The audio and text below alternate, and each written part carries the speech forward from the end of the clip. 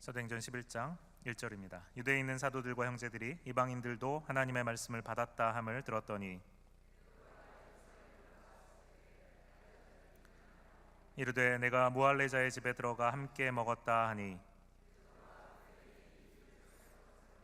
이르되 내가 욥바시에서 기도할 때 황홀한 중에 환상을 보니 큰 보자기 같은 그릇이 내 귀에 메어 하늘로부터 내려 내 앞까지 드리워지거늘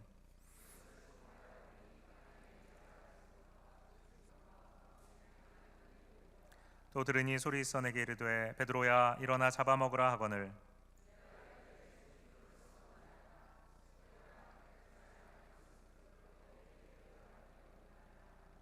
또 하늘로부터 두 번째 소리 있어 내게 이르되 하나님이 깨끗하게 하시는 것을 내가 속되다고 하지 말라 하더라.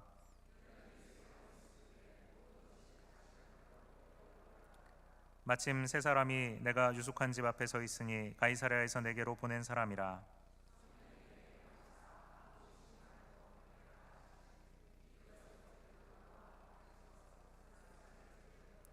그가 우리에게 말하기를 천사가 내 집에 서서 말하되 네가 사람을 욥바에 보내어 베드로라 하는 시몬을 청하라.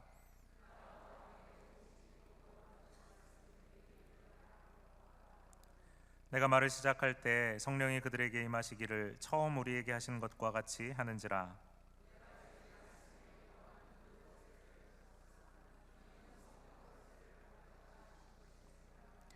그런즉 하나님이 우리 주 예수 그리스도를 믿을 때에 주신 것과 같은 선물을 그들에게도 주셨으니 내가 누구이기에 하나님을 능히 막겠느냐 하더라. 그들이 이 말을 듣고 잠잠하여 하나님께 영광을 돌려 이르되 그러면 하나님께서 이방인에게도 생명 얻는 회개를 주셨도다 하니라. 아멘. 미국에서도 이 에이시안 부모님들이 자녀들에 대해서 거는 기대가 굉장히 큽니다. 그래서 우리가 잘 아는 것처럼 자녀들이 공부를 잘하기를 또 뛰어나기를 바라죠. 그래서 농담삼아 이런 얘기를 합니다. 이런 그림이 있더라고요. 아시안 부모들이 자녀의 성적에 대해서 기대하는 것. A 받으면 A 그레이드는 average, B는 below average. 이때부터 이제 그 야단 맞기 시작하는 거예요. C can't have a dinner, you can't have a dinner. 밥 안 주는 거예요. D don't come home, 이제 집에 못 들어오는 겁니다. F는 이제 find a new family, 너 딴 집 가서 알아봐라. 이렇게 된다고 합니다. 우리 부모님들 좀 뭐 농담이지만 제너러스해지고 우리 아이들이 꿈을 펼칠 수 있도록 또 격려해주면 좋을 것 같아요.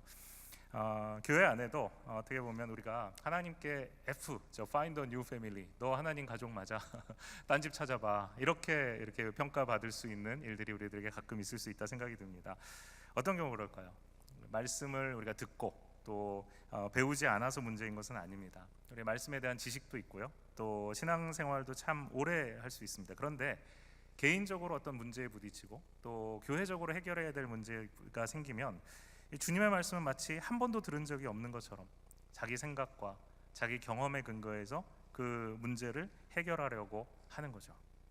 말씀을 듣고 배우는 일을 게을리하는 것도 문제지만 말씀을 들었고 또 말씀을 배웠고 말씀을 잘 안다고 생각하는데 그것을 자기의 삶 속에 또 교회 가운데 잘 적용하지 못하는 것은 더 큰 문제가 됩니다. 이런 사람들은 이제 마치 그런 것 같아요. 시험 공부는 굉장히 열심히 해요. 그래서 막 열심히 암기하고 또 공식도 외웁니다. 그 시험을 볼 때 어떻게 합니까? 외운 공식을 적용해서 문제를 풀기만 하면 되는데 그걸 안 하는 겁니다. 그런 이 답답한 공식 따위에 매이고 싶지 않다는 거예요. 그리고 어떻게 합니까? 굉장히 창의적으로 외운 공식은 별개로 다른 이제 답을 찾아버리는 것입니다. 그럼 어떻게 되죠? 틀리고 그 다음에 학점은 당연히 find a new family 학점이 되는 것이죠. 우리의 삶 속에 이런 일들이, 우리의 신앙생활하는 가운데 이런 어리석은 일들이 우리들 속에 있습니다.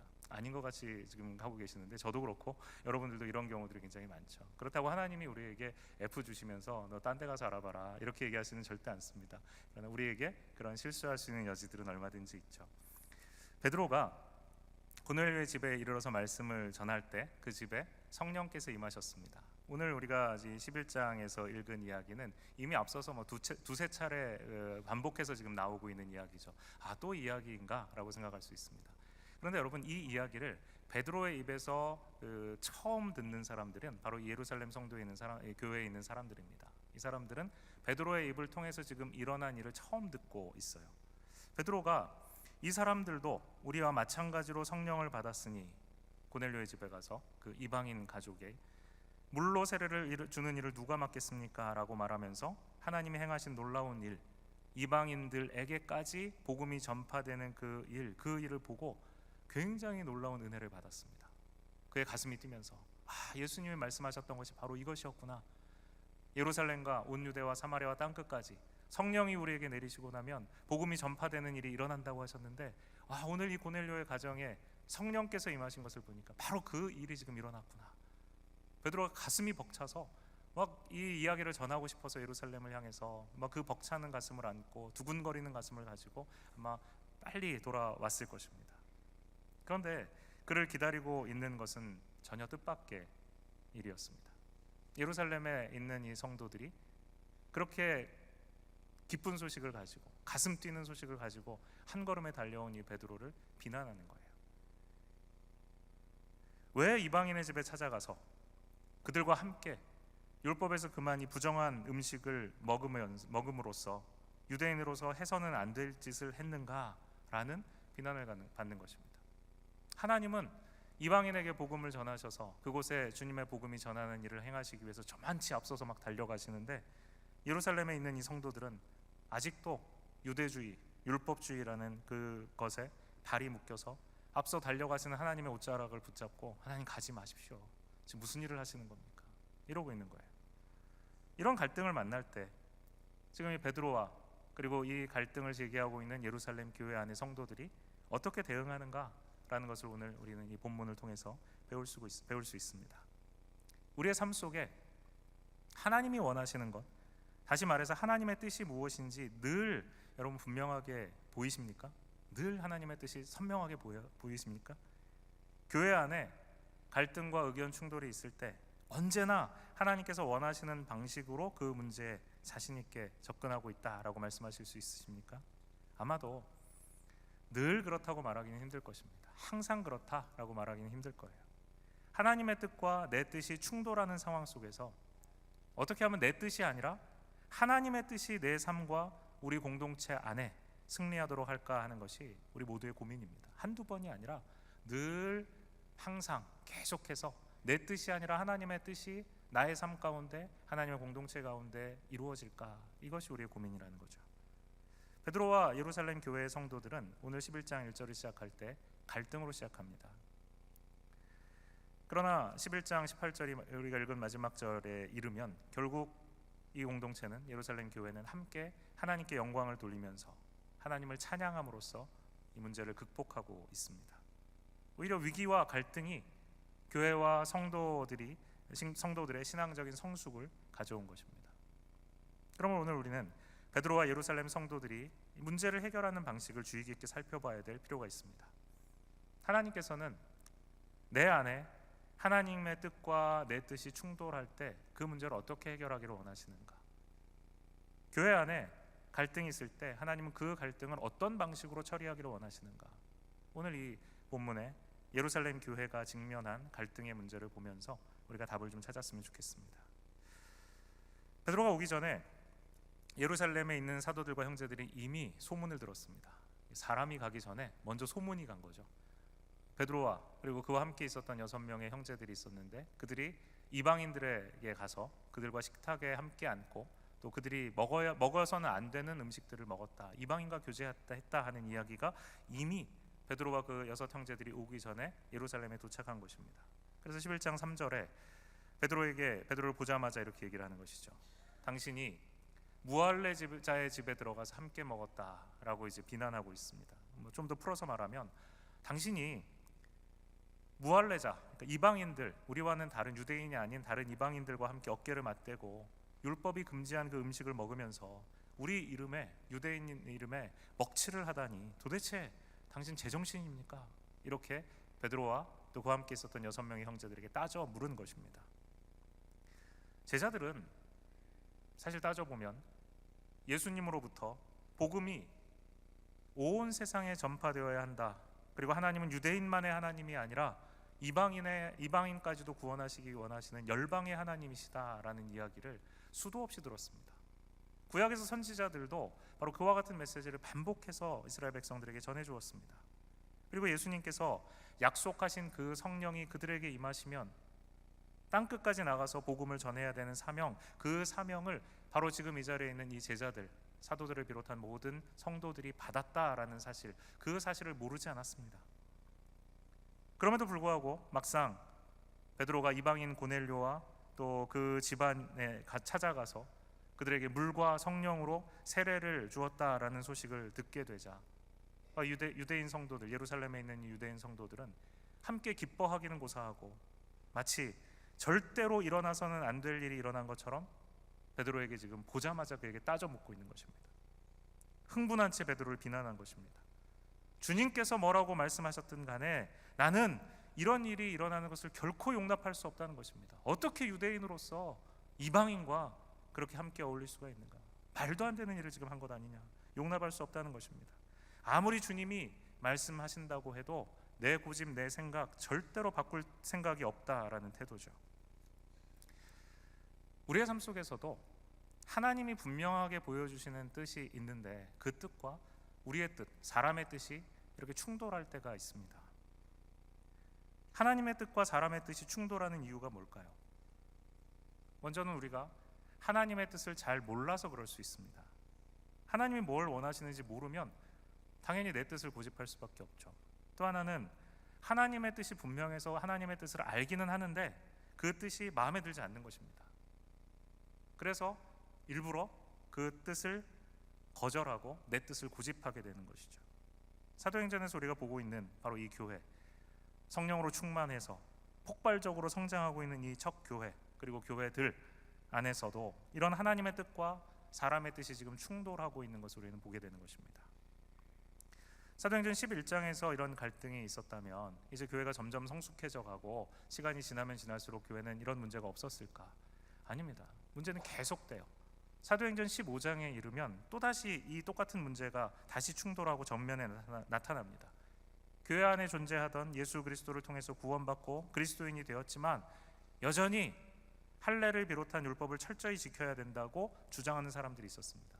이 사람들이 이 할례파예요. 이 사람들은 이제 율법을 철저하게 지켜야 된다라고 하는 바리새파 출신의 이제 개종한 그리스도인들인데, 사도행전 15장에 가면 교회 안에서 이방인 신자들이 들어오는 것에 대해서 트집을 잡습니다. 그리고 교회를 어지럽게 만들어요. 15장 5절에 보면 그들이 모세의 방식대로 할례를 받지 않으면 구원을 받을 수 없다 이렇게 가르칩니다.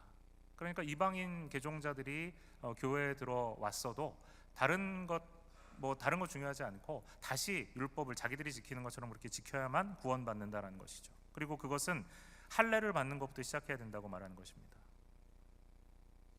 바리새인의 이 강경 노선을 고수하는 바로 이 할례파 성도들이 있었어요. 그들의 주장이 바로 이것입니다. 이방인 개종자들에게도 할례를 주어서 모세의 율법을 지키게 해야만 한다라는 것이죠. 이 할례파 성도들이 겉으로는 이방인들도 할례 받아야 된다라는 율법 문제를 내세우고 있지만 사실 그 마음 속에는 숨은 동기가 있습니다. 이 할례 문제, 율법 준수 문제는 겉으로 드러나는 것일 뿐이에요. 그 안에 있는 정말 알맹이가 있습니다. 할례파 성도들의 이 숨은 동기는 무엇이었을까? 그것은 그들의 마음속에 자리 잡고 있는 우월감과 교만이었습니다. 이방인을 멸시하고 그들이 복음을 받고 예수 그리스도의 십자가로 말미암아 구원받아 하나님의 한 가족이 된다는 것에 대해서 뿌리 깊은 거부감을 갖는 것입니다. 어떻게 저와 같은 이방인들이 우리와 한 형제 한 자매가 될 수 있겠는가 하는 거죠. 자신들과 이방인을 비교합니다. 그리고 여전히 이방인을 은근히 무시하고 경멸하는 태도가 있어요. 그것이 그들의 마음속에 숨은 동기였습니다. 겉으로는 할례의 문제, 율법 준수의 문제를 얘기하지만 속으로는 자기들이 교만하게 우월 의식을 갖는 것이었던 거죠.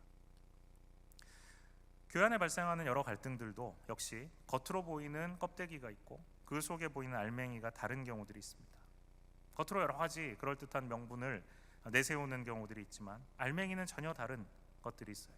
비교 의식이 있을 수도 있고 우월 의식이 있을 수도 있고 피해 의식이 있을 수도 있고 교만이 그 속에 있을 수도 있습니다. 예수 그리스도를 믿고 구원받아서 우리 모두는 다 새 사람이 되었습니다. 다 새 사람이 되었어요. 그런데도 불구하고 썩어질 옛사람의 습관을 버리지 못하고 옛사람의 기준을 따라서 행동하는 것입니다. 옛사람으로 살아갈 때처럼 다른 사람과 비교하고 옛사람과 살았던 것처럼 다른 사람에게서 비교하며 우월의식을 가지고 교만한 마음을 가지고 새 사람이 되었음에도 불구하고 옛사람의 때가 이끼처럼 우리 마음을 덮고 있는 것입니다. 그렇게 될 때 어떻게 됩니까? 우리는 다른 사람을 비난하고 공격하고 분쟁을 일으키는 일을 하게 됩니다. 이런 옛사람의 이끼는 교회가 하나 되기 위해서 반드시 처리되어야 됩니다. 우리 마음속에 있는 옛사람의 이끼를 다 벗겨내고 우리는 성령으로 새로워져야 합니다. 새 사람이 일하도록 해야 해요. 그렇다면 베드로가 성도들 마음속에 있는 이 옛사람의 이끼, 바로 이 옛사람의 이끼를 벗겨내기 위해서 어떻게 하는가 하는 것이 중요합니다. 여러분들은 교회 안에서 억울한 일을 당할 때, 또 오해를 받을 때, 내 생각에 부당하다라고 생각되는 비난을 받을 때 어떻게 행동하십니까? 많은 경우 저부터도 변명하게 되고 논쟁하게 되고 점점 더 큰 소리를 내려고 하는 것이 우리의 본성입니다. 옛사람적인 본성이에요. 그러다가 어떻게 됩니까? 결국 아무도 이긴 사람 없이 서로에게 큰 상처만 남기고 끝나게 되는 경우가 많습니다. 남미의 어느 한인교회 얘기입니다. 큰 도시예요. 한인들은 큰 도시였지만 아주 서로 가깝게 지냈습니다. 몇 세대를 걸쳐서 대부분의 성도들이 가족처럼 그렇게 지내온 그런 교회였어요. 그러다가 한번 큰 다툼이 일어났습니다. 양측의 주장이 팽팽하게 맞섰어요. 어느 누구도 양보하려고 하지 않습니다. 어제까지 가족처럼 지내던 성도들이 목소리를 높이고 얼굴을 붉히고 나중에는 아예 서로 반목하게 됩니다. 그러다 결국 교회가 깨어졌어요. 그렇게 큰 상처를 주고받고 결국 교회가 나뉘어지는 아픔을 겪는 비극이 일어났는데 몇 년이 지나고 나서 양쪽 교회 성도들이 그렇게 얘기하더라고요. 우리가 그때 왜 싸웠는지 모르겠다. 심지어 무슨 문제로 그렇게 싸웠는지도 기억하지 못하는 사람들이 많다라는 거죠. 그렇지만 어떻습니까? 이미 회복할 수 없을 만큼 큰 상처를 주고받았고 교회는 예전처럼 돌아갈 수가 없었어요. 반면에 이 교회 안의 갈등의 문제에 대해서 베드로는 전혀 다르게 접근합니다. 베드로는 사실 베드로의 위치가 특별하죠. 모든 사도들 중에서도 대표 사도고 최고의 권위를 가진 사도였습니다. 그런 베드로가 자신을 비난하는 이 예루살렘의 제자들에게 대해서 어떻게 대응하나요?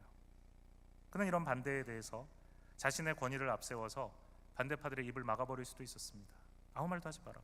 내가 하는 일인데. 그러나 베드로의 반응은 전혀 다릅니다. 자신과 함께 고넬료 집에 갔던 6명의 다른 형제들이 함께 목격한 바로 그 사실만을 지금 증거하고 있습니다. 하나님이 어떤 큰 일을 행하셨는가라는 사실만을 이야기해 그대로 증거합니다. 베드로가 논쟁하거나 변명하거나 권위로 짓누르거나 하지 않았다는 것이 중요합니다. 하나님의 증인이 되는 것, 하나님이 행하신 일을 있는 그대로 전하는 것, 이것이 베드로의 대응 방식이었습니다. 일체의 논쟁이나 변명 대신 되어진 사실을 있는 그대로 말하는 것입니다. 11장 15절에서 17절이 바로 베드로가 이야기하는 이야기의 핵심입니다. 내가 말을 시작할 때 성령이 그들에게 임하시기를. 말을 시작할 때라고 하죠. 그러니까 다른 말로 하면 내가 채 몇 문장도 말하기 전에 성령이 그들에게 임하셨습니다. 처음 우리에게 성령이 임하셨던 때와 같았습니다. 요한은 물로 세례를 주었지만 너희는 성령으로 세례를 받을 것이다 라고 하신 예수님의 말씀이 떠올랐습니다. 그러니 제가 여러분에게 묻겠습니다. 하나님께서 우리 주 예수 그리스도를 믿을 때 우리에게 주신 것과 똑같은 선물을 그들에게도 주셨다면 내가 누구이기에 하나님을 능히 맡겠습니까? 내가 누구이기에 하나님을 감히 거역할 수 있겠습니까? 라고 이야기하고 있어요. 사실 그대로 있는 그대로 하나님의 행하신 일을 이야기해주고 있죠. 베드로의 말의 핵심은 무엇입니까? 내가 무엇이기에 하나님을 막을 수 있는가? 하나님께서 행하시는 큰 일, 그 일을 하나님이 행하시겠다는데 내가 어떻게 하나님의 옷자락 붙잡고 하나님 가지 마십시오, 하지 마십시오 하겠는가라는 말입니다. 이 베드로의 말을 성도들이 듣고 어떻게 반응하는가 하는 게 중요합니다. 베드로도 하나님 앞에 참 성숙한 사람으로 보이지만 성도들도 굉장히 성숙합니다. 베드로가 이 말을 다 듣더니 그렇게 막 얼굴을 붉히며 논쟁하던 성도들이 어떻게 됩니까? 다 잠잠해졌다. 그들이 이 말을 듣고 잠잠하여 라고 했죠. 그리고 들은 말씀의 의미가 마음속 깊이 스며들기 시작하자 그 다음에 어떻게 됩니까? 하나님 앞에 영광을 돌리며 하나님께 찬양하며 하나님 앞에 나아가는 것입니다. 그들은 베드로의 말을 듣고 그토록 지금까지 자기들이 듣고 오해하고 핏대를 세우며 주장했던 자신의 주장을 더 이상 말하지 않고 침묵합니다. 그리고 잠잠해집니다. 그리고 그 침묵의 시간 동안 베드로와 그와 함께했던 6명의 형제들이 방금 앞서 말한 바로 이 고넬료와 그의 집안에 성령이 임하신 사건, 그것이 무엇을 의미하는가에 대해서 깊이 생각하기 시작합니다. 예수님으로부터 배웠던 말씀, 그리고 그들이 성경 말씀을 읽으면서 성경 말씀을 통해서 사도들을 통해서 배운 이 말씀이 무엇을 의미하는지, 그들이 받았던 사명이 무엇인지가 지금 베드로가 이야기한 이 고넬료 집에, 그 가정에 성령이 임하신 이야기와 겹쳐지면서 그것이 이것이었구나, 이 말씀이었구나, 이것을 내가 오해했었구나 라는 생각까지 이르게 되는 것입니다. 어디서 비롯합니까? 그들이 잠잠히 침묵하는 데서. 그리고 나서 어떻게 됩니까? 결국은 입을 열어서 하나님을 찬양하게 되죠. 어떻게 찬양합니까? 하나님께서 이방인에게도 생명 얻는 회개를 주셨도다. 우리말에는 좀 건조하게 써 있지만 드라마틱하게 번역하면 이런 거죠. 와, 예수님이 말씀하셨던 이 일이 정말 일어났구나. 하나님께서 이방인에게, 다른 나라들로 돌파해 들어가셔서 그들의 마음을 여시고 그들을 회개하게 하시고 그들에게 생명을 주셨구나. 이것이 정말이구나 라고 그들이 지금 하나님께 영광을 돌리며 깨달음을 외치고 있는 것입니다. 이 결론, 하나님께서 다른 나라들로, 이방인으로 돌파해 들어가셔서 그들의 마음을 열고 생명을 주셨다는 이 놀라운 결론은 베드로가 논쟁에서 얻게 된 결론이 아닙니다. 베드로가 강요해서 얻게 한 결론이 아닙니다. 그냥 베드로가 있는 그대로 하나님의 말씀, 하나님의 행하신 일, 하나님이 하신 그 일에 대해서 증거할 때, 그 크신 일을 증언했을 때 성도들 모두가 함께 이르게 된 결론이었습니다. 저는 이것이 우리 안에 하나님의 뜻과 우리 개인의 뜻이 충돌할 때, 또 교회 안에 하나님의 뜻과 사람의 뜻이 충돌할 때, 그런 갈등과 분쟁을 해결하는 최선의 방법이라고 생각합니다. 베드로가 말한 원칙은 딱 하나뿐입니다. 하나님이 행하시는 일을 막아서서는 안 된다. 하나님을 거역해서는 안 된다. 하나님이 앞서 가실 때 그 하나님의 옷자락 붙잡고 늘어지지 말라는 거죠.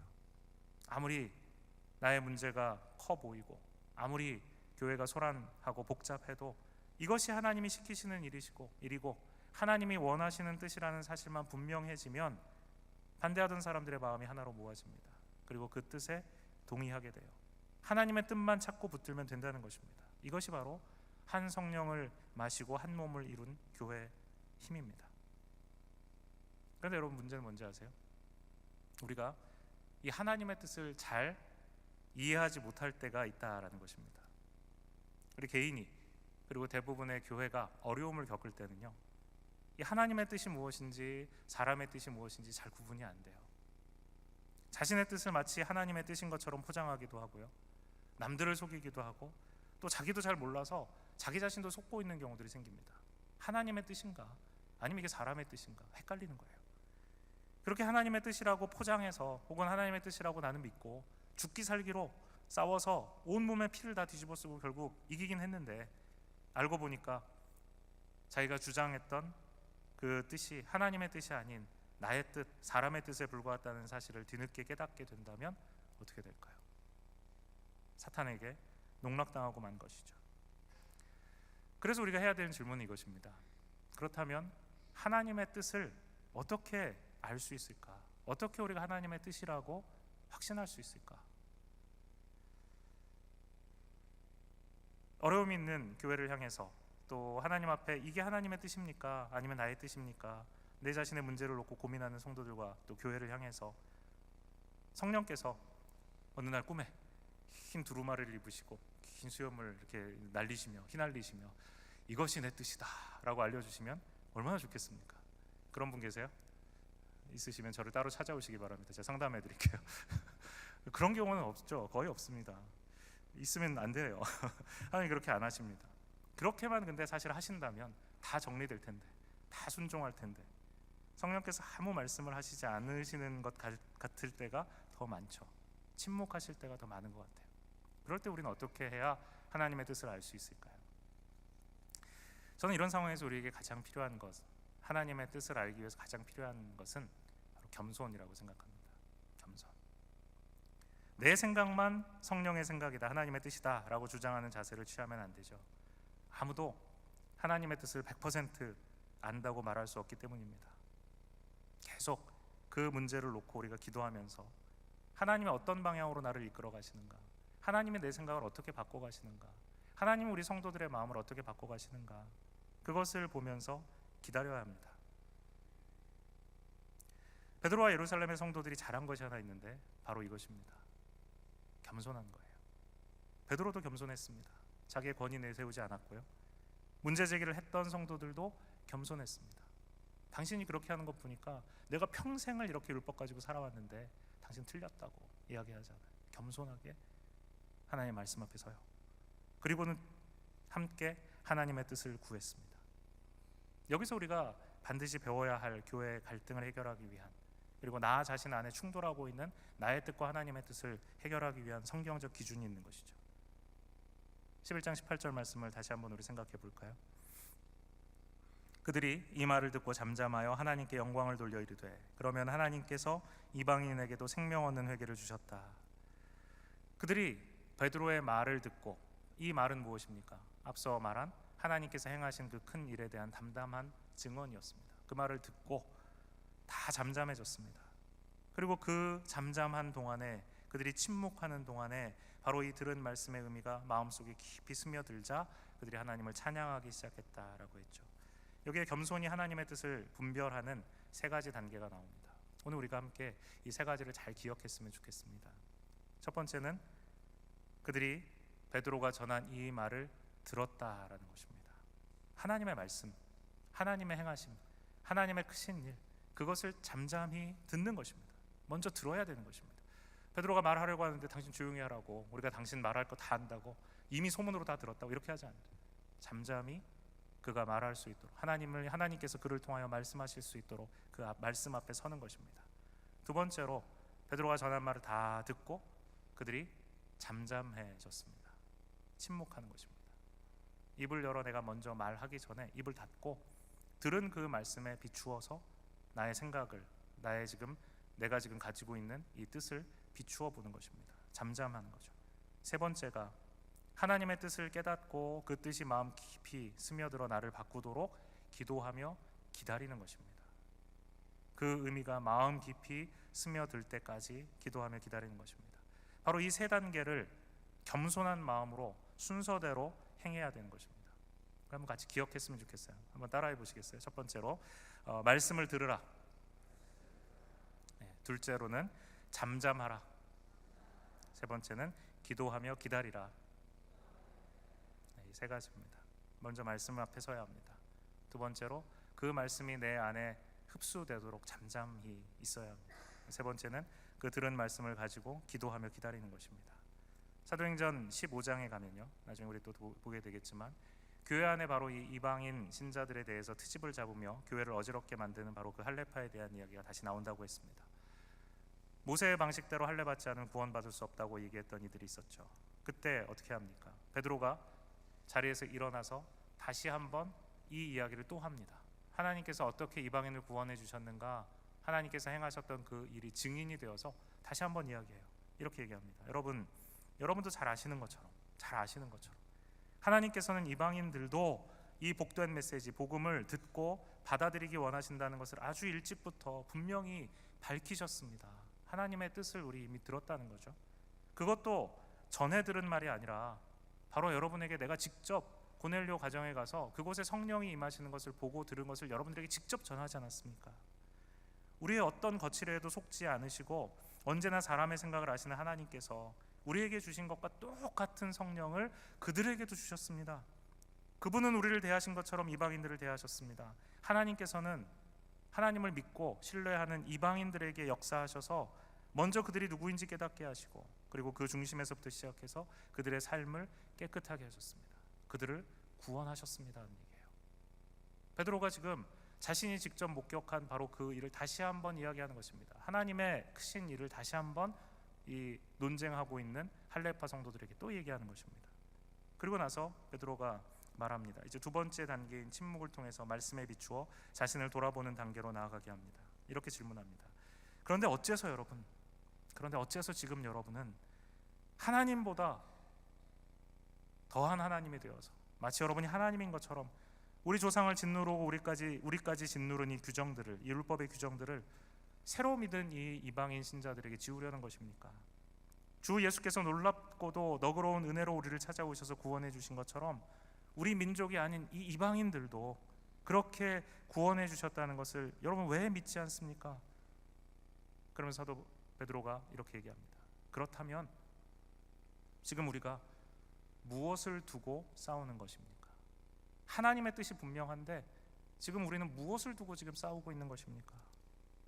이 질문 앞에 예루살렘 교회 성도들, 특히 할레파 성도들이 어떻게 했는지 아십니까? 아무 말도 하지 않습니다. 성경에 이렇게 기록되어 있습니다. 깊은 침묵이 흘렀다. 그리고 아무도 입을 열지 않았다. 11장에서 베드로를 통해서 하나님이 하신 일을 들은 성도들이 잠잠해졌던 것처럼 15장에서도 역시 하나님의 말씀을 들은 성도들이 다시 침묵합니다. 잠잠해집니다. 아무도 입을 열지 않아요. 바로 이 교회의 갈등을 해결하는 두 번째 단계인 잠잠하라라는 성경적 원칙에 순종하고 있는 거죠. 그리고 그 침묵 가운데 바나바와 바울이 자신들이 사역을 통해서 하나님께서 다른 민족 가운데 행하신 기적과 이적을 또 사실대로 보고합니다. 이 보고를 듣고 나자 그 침묵은 더욱 깊어집니다. 심지어 사람들의 숨소리까지 들릴 정도로 잠잠해졌어요. 바로 이 하나님의 말씀 앞에 침묵하는 시간, 잠잠하게 기다리는 시간, 그것이 하나님의 뜻을 분별하고자 원하는 우리 모두에게 필요합니다. 하나님의 뜻을 찾고자 한다면 내 뜻이 아니라 하나님의 뜻을 발견하고 그 말씀대로, 그 뜻대로 순종하기를 여러분 만약에 원하신다면 먼저 하나님 말씀 앞에 서야 하고요, 그리고 그 말씀 앞에 침묵해야 합니다. 이 침묵의 시간, 그리고 이 기다림의 시간이 필요해요. 교회도 마찬가지입니다. 갈등하는 교회, 논쟁하는 교회는 자기 주장을 소리쳐 외치는 대신에 하나님의 말씀을 먼저 듣고 그 앞에 침묵하는 시간을 가져야 합니다. 하나님의 뜻과 사람의 뜻이 충돌할 때 하나님의 뜻은 사라져버리고 사람들과 사람들의 뜻이 충돌할 때 침묵하고 기다리는 것, 바로 그것이 두 번째 단계입니다. 이 두 번째 단계인 침묵의 명령에 순종하지 않기 때문에 우리는 세 번째 단계로 나아가지 못해요. 침묵하며 기다릴 때 어떻게 됩니까? 자연스럽게 성도들과 교회는 세 번째 단계인 하나님의 뜻을 깊이 깨닫고 그 뜻이 마음에 깊이 스며드는 기다림과 기도의 단계로 나아가게 됩니다. 침묵하며 기다림으로써 하나님의 뜻이 마음 깊이 스며들 수 있는데 우리의 마음이 무뎌져 있기 때문에, 바로 이 침묵을 거부하기 때문에, 끊임없이 계속 입을 열어 이야기하기 때문에 하나님의 뜻이 내 안에 젖어들지 못합니다. 우리가 살아가면서 만나는 많은 어려움과 문제들이 있습니다. 그것을 어떻게 바라보는가? 그 문제를 바라보는 우리의 관점이 곧 우리의 신앙의 수준입니다. 아무리 주님이 베푸시는 기적을 경험해도 변화되지 않는 우리의 생각들이 있습니다. 사도행전 11장의 제자들, 예루살렘 교회 성도들, 성령이 임하지 않은 사람들인가요? 아니요. 성령의 충만함을 경험한 사람들입니다. 성령이 임하시는 기적을 경험한 사람들입니다. 생각이 변화되지 않아요. 보리떡 5개와 물고기 2마리로 5,000명을 먹이시고 12광주가 남는 예수님의 그 기적을 경험한 제자들, 그들의 생각이 변화되지 않습니다. 그렇다면 우리 옛사람의 입기는 아직 벗겨지지 않고 있는 것입니다. 바로 그 생각이, 바로 그 관점이 변화되는 것, 그것이 우리의 신앙의 성장이고 성숙이에요. 예루살렘 교회의 문제와 갈등이 그 교회를 깨뜨리는 대신에 오히려 교회를 더욱더 강건하게 만들었던 것은, 복음을 땅끝까지 전하는 그 일을 힘있게 할 수 있도록 만들어 주었던 것은 베드로와 성도들이 교회의 분쟁과 갈등을 성경적인 방식으로 올바로 대처했기 때문입니다. 그리고 그 갈등은 오히려 성도들의 영적인 눈을 크게 뜨게 만들었습니다. 사람의 뜻이 아니라 하나님의 뜻에 주목하게 만듭니다. 문제와 갈등이 없는 것이 축복이 아닙니다. 오히려 그 갈등이 사람의 뜻을 하나님의 뜻에 맞추도록 하고 나의 의지를 하나님의 의지에 굴복시킬 수 있도록 한다면 그 갈등은 오히려 축복입니다. 그러므로 가장 큰 기적은 무엇인가? 그것은 오병이어 떡 5개와 생선 2마리로 5,000명을 먹이신 그것이 기적이 아니고, 물 위를 걸으시는 예수님을 보는 것이 기적이 아니고, 우리의 옛 관점이 깨어지고 우리의 뿌리 깊은 생각과 고집과 교만이 하나님의 뜻 앞에 꺾이는 것이 기적입니다. 더 이상 나를 주장하지 않고 하나님의 뜻에 나를 굴복시키는 것이, 그 일이 내 안에 일어나는 것이 기적입니다. 이것이 바로 주님께서 우리 모두에게 베풀어 주시고자 하는 가장 큰 기적입니다. 성도들 개개인과 우리 교회 위에 허락하시고자 하는 최고의 선물, 그 변화가 바로 진짜 기적입니다. 이런 기적이 날마다 우리의 삶에 일어나 우리의 상식이 되어지고 매일 우리 삶 속에 일어나는 일상이 되기를 우리 간절히 소망했으면 좋겠습니다. 남미에 아르헨티나와 칠레가 서로 국경을 맞대고 있는데 사이가 별로 좋지 않습니다. 양국의 우호를 다지기 위해서 국경에 예수 그리스도의 동상을 세우기로 했습니다. 그런데 이 동상으로 인해서 오히려 두 나라는 더 큰 갈등, 위기를 맞이했다라고 하더라고요. 왜냐하면 그 동상을 이렇게 세우고 있는데 동상이 점점 이렇게 쓰는 것을 보니까, 칠레 사람들이 보니까 이 예수님의 동상이 칠레를 향하여 등지고 있는 거예요. 예수님은 아르헨티나를 향해서 바라보고 계시고 칠레 사람들은 예수님의 등짝만 보고 있는 거예요. 예수님이 우리를 등지셨구나, 이런 메시지를 칠레 사람들이 받은 거예요. 그러니까 기분이 나빴습니다. 굉장히 마음이 상하고 분노했어요. 그래서 양국 간의 감정이 막 악화되고 있었습니다. 그때 칠레의 한 기자가 굉장히 재치 있는 기사를 하나 썼습니다. 예수님의 얼굴이 아르헨티나를 향하고 서 계시는 이유는 아르헨티나가 칠레보다 더 용서가 필요한 나라이기 때문이다. 저놈들이 나쁜 놈이기 때문에 하나님이 저기 바라보고 계시는 거다, 이렇게 이제 글을 쓴 거예요. 이 기사 하나가요 굉장히 위트 있죠. 칠레인의 고조된 감정을 확 가라앉혔습니다. 그리고 문제를 보는 이 관점을 바꾸게 된 거죠. 그래서 이 문제에 대한 관점이 바뀌니까 더 이상 문제가 아니게 된 거죠. 여러분, 하나님의 뜻과 사람의 뜻이 충돌할 때, 사람의 뜻과 사람의 뜻이 또 충돌할 때, 그래서 하나님의 뜻이 잘 보이지 않을 때가 있어요. 내 삶 속에 갈등이 끊이지 않을 때가 있습니다. 도대체 뭐가 하나님의 뜻이냐, 도대체 이게 하나님이 원하시는 거냐 아니냐. 바로 그때 우리는 우리의 무뎌진 마음, 옛사람의 이끼가 가득 낀 마음을 변화시키기 위해 주님 앞에 나가야 됩니다. 그 문제를 나의 관점이 아니라 하나님의 관점에서 바라볼 수 있어야 합니다. 그러기 위해서 오늘 들은 세 가지 단계를 여러분 잘 기억하십시오. 주님의 말씀 앞에 서셔야 합니다. 두 번째, 내 입을 닫고 내 생각을 멈추고 말씀 앞에 잠잠해야 합니다. 그리고 그 말씀이 나의 속에 완전히 젖어들 때까지 기도하며 기다려야 합니다. 그럴 때 하나님께서 우리의 굳은 마음을 부드럽게 만드시고, 나의 뜻밖에 지금 나의 뜻이 큰 소리치고 있는 그 상황 속에서 하나님의 뜻이 내 안에 충만하도록 만들어 주십니다. 하나님께서 내 생각을 변화시키시고 우리의 고집을 꺾고 하나님의 뜻에 순종하게 하십니다. 그리고 결국 우리의 삶을 통해서 우리 온 교회가 함께 하나님을 찬양하게 하실 것입니다. 바로 이와 같은 축복을 허락하실 하나님, 우리 함께 찬양했으면 좋겠습니다. 우리 자리에서 일어나셔서 찬송가 380장 함께 찬송하겠습니다.